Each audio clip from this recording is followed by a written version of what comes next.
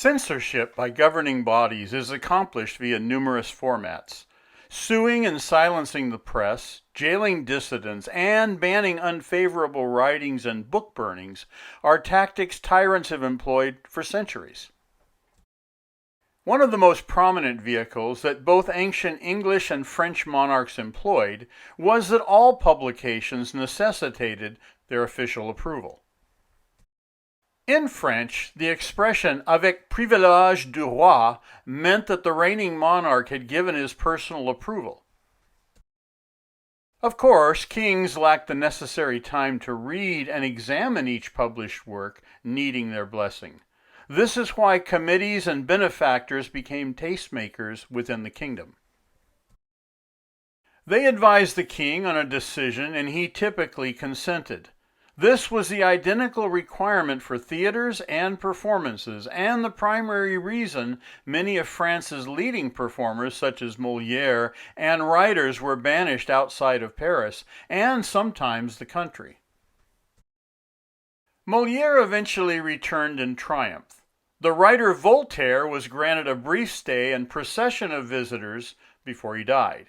Even Victor Hugo was ultimately able to return following his exile and become a political figure in the government. Unfortunately, not a very effective one. The Marquis Gallery eBay store has several pre-French Revolutionary editions that are written in ancient French portraying life, laws, and commentary prior to the incendiary that fueled the destruction of the despised Bastille. The beheading of King Louis XVI would follow, and the emergence of Robespierre's Citizen Committee that left no citizen of Paris secure during the subsequent Reign of Terror. Robespierre himself would lose his own head over the bloodlust he installed. History is documented within these originally published pages, providing a blueprint for future power grabs at governmental control.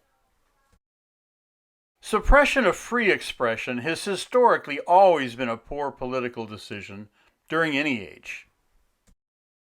These surviving French language books eluded the burning efforts of violent mobs and remain testaments toward history potentially replicating itself.